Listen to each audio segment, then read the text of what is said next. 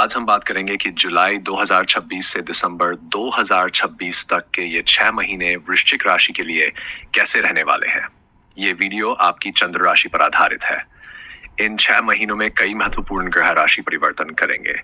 शनिदेव और गुरुदेव वक्री भी होंगे। कैसा रहेगा आपका प्रेम, प्यार, करियर, शिक्षा, हेल्थ, लक और ग्रहों के अनुसार आपको कौन से उपाय करने चाहिए, ये सब इस वीडियो में विस्तार से बताया जाएगा। शुरुआत करते हैं। आपकी राशि के स्वामी मंगल देव हैं। जुलाई के महीने में ग्रहों का गोचर इस प्रकार रहेगा। आपके दशम भाव में केतु देव विराजमान रहेंगे, चतुर्थ भाव में राहु देव, पंचम भाव में शनि देव, सप्तम भाव में मंगल देव, अष्टम भाव में सूर्य देव तथा नवम भाव में बुध देव, शुक्र देव और बृहस्पति देव विराजमान रहेंगे। सबसे पहले बात करते हैं राहु और केतु देव की। पिछले लगभग 1 वर्ष से राहु और केतु इसी स्थिति में विराजमान हैं और 6 दिसंबर 2026 तक यहीं रहने वाले हैं। इसके परिणाम स्वरूप आप पिछले 1 वर्ष से अपने कार्य क्षेत्र को लेकर पूरी तरह संतुष्ट नहीं रहे होंगे। आपको लग रहा होगा कि कुछ बदलाव होना चाहिए, कुछ नया करना चाहिए या फिर करियर को किसी नई दिशा में ले जाना चाहिए। लेकिन साथ ही कुछ न कुछ ऐसी परिस्थितियां भी बनी होंगी जो आपको बार बार परेशान या इरिटेट कर रही होंगी। इसका मुख्य कारण यह है कि केतु देव आपके दशम भाव में बैठे हैं। केतु जिस भाव में बैठते हैं वहां एक प्रकार की डिससैटिस्फैक्शन अवश्य देते हैं। इसलिए जब तक केतु देव दशम भाव में रहेंगे, आपको अपने करियर या कार्य क्षेत्र में पूरी संतुष्टि प्राप्त नहीं होने देंगे। काम चलता रहेगा, लेकिन मन बार बार कुछ नया करने का विचार करता रहेगा। वहीं दूसरी ओर राहु देव आपके चतुर्थ भाव में बैठे हैं। राहु यहाँ बैठकर आपके अंदर कुछ नया खरीदने की इच्छा जगा सकते हैं। घर की रेनोवेशन, प्रॉपर्टी में इन्वेस्टमेंट, नया वाहन या घर से जुड़ी किसी बड़ी योजना के योग बन सकते हैं। साथ ही माताजी की सेहत का भी थोड़ा ध्यान रखना होगा। मसल पेन, बैक पेन, कमजोरी या किसी बात को लेकर मानसिक चिंता जैसी स्थितियां बन सकती हैं। कुछ लोगों के लिए माता के साथ विचारों का मतभेद या आर्ग्यूमेंट्स होने की संभावना भी बन सकती है। राहु चतुर्थ भाव में बैठकर कभी कभी घर के वातावरण में थोड़ी अस्थिरता भी पैदा कर देते हैं। इसलिए धैर्य और समझदारी बनाए रखें। अब आने वाले 6 महीनों की बात करें तो कार्य क्षेत्र में किसी न किसी प्रकार का परिवर्तन देखने को मिल सकता है। Transfer, department change, office location change या कार्य की प्रकृति में बदलाव जैसे योग बन रहे हैं। और जैसे ही 6 दिसंबर 2026 के बाद राहुदेव आपके तृतीय भाव में प्रवेश करेंगे, ये गोचर आपके लिए काफी अच्छा साबित होगा। राहु तृतीय भाव में बहुत अच्छे परिणाम देते हैं, विशेष रूप से यदि आपका कार्य technology, AI, online business, digital marketing, media, travelling, sales या कम्युनिकेशन से जुड़ा हुआ है तो आपको अच्छे अवसर प्राप्त हो सकते हैं। राहु तृतीय भाव में आकर आपके साहस, आत्मविश्वास और रिस्क टेकिंग एबिलिटी को भी बढ़ा देंगे। इसलिए अभी धैर्य रखिए, जल्दबाजी में कोई बड़ा निर्णय मत लीजिए। यदि वर्तमान नौकरी अच्छी नहीं लग रही है तब भी जल्दबाजी में रिजाइन मत करिए। अगले कुछ महीनों तक रुकिए। समय बदलने के बाद परिस्थितियां अपने आप आपके पक्ष में आने लगेंगी और कई लोगों को अच्छे ऑफर्स भी प्राप्त हो सकते हैं। अब आपकी हेल्थ की बात करते हैं। 3 अगस्त से 19 सितंबर तक आपकी राशि के स्वामी मंगल देव अष्टम भाव में रहेंगे।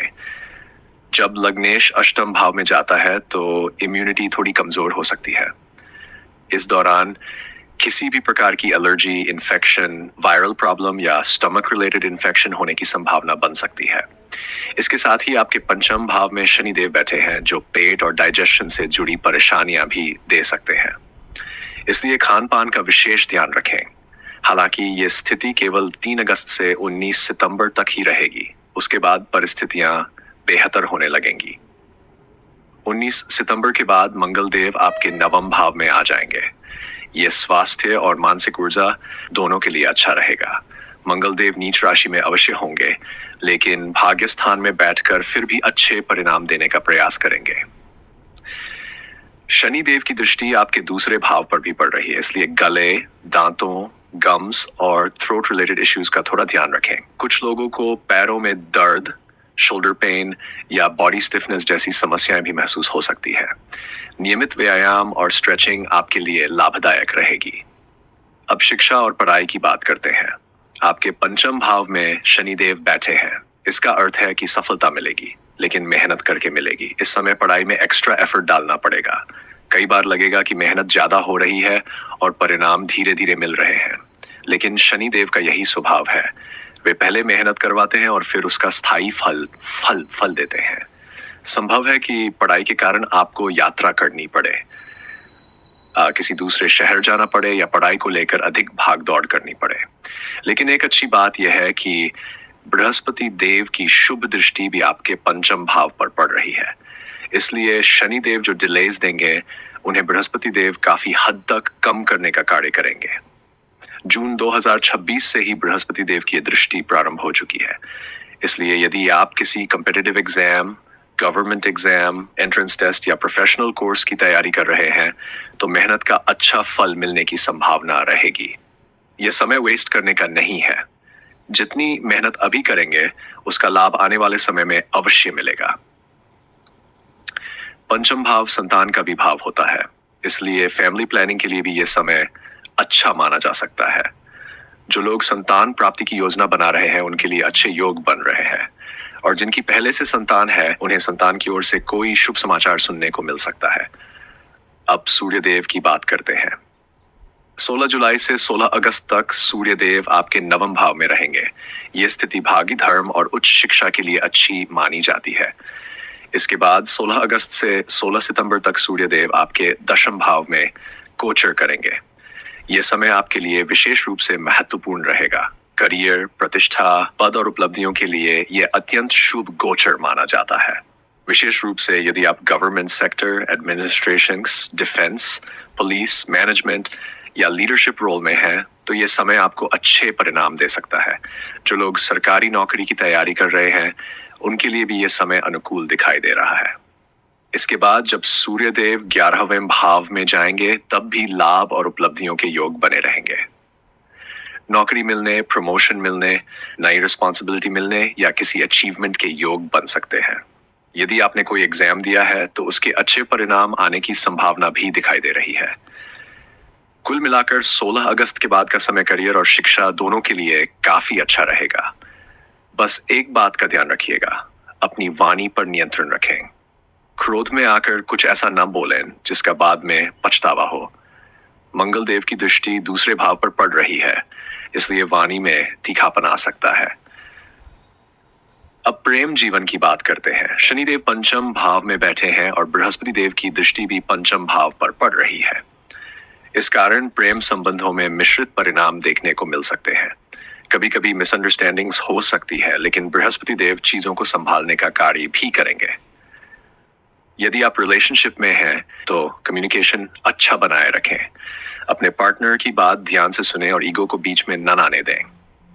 विशेष रूप से जो लोग इंटरकास्ट रिलेशनशिप में हैं उन्हें थोड़ा अधिक सावधान रहने की आवश्यकता होगी, क्योंकि शनि देव कुछ अतिरिक्त चुनौतियां ला सकते हैं। पूरे वर्ष प्रेम संबंधों में धैर्य और समझदारी बनाए रखना आवश्यक रहेगा। अब भाग्य की बात करें तो भाग्य आपका अच्छा दिखाई दे रहा है। नवम भाव मजबूत है और बृहस्पति देव भी अच्छी स्थिति में है। इसलिए जो भी महत्वपूर्ण कार्य करना चाहते हैं दिसंबर तक करने का प्रयास करिए। भाग्य का सहयोग मिलने की अच्छी संभावना है। अब बात करते हैं उपायों की। वृश्चिक राशि वालों को प्रतिदिन हनुमान चालीसा का पाठ अवश्य करना चाहिए। मंगल देव आपकी राशि के स्वामी हैं, इसलिए मंगल देव के बीज मंत्र का प्रतिदिन 108 बार जाप करें। अंगारकाय नमः। चंद्रदेव आपके भाग्य भाव के स्वामी हैं, इसलिए भाग्य को मजबूत करने के लिए प्रतिदिन चंद्रदेव के बीज मंत्र का भी 108 बार जाप करें। सोम सोमाय नमः। साथ ही प्रतिदिन उगते हुए सूर्य को तांबे के पात्र से जल अर्पित करें। इससे आत्मविश्वास बढ़ेगा, मानसिक शक्ति मजबूत होगी और ग्रहों के शुभ प्रभाव में वृद्धि होगी। हमारी ईमेल आईडी और संपर्क नंबर दोनों डिस्क्रिप्शन में उपलब्ध है। हमारे साथ बने रहिए। यदि वीडियो अच्छी लगी हो तो चैनल को लाइक, शेयर और सब्सक्राइब जरूर कीजिए। धन्यवाद।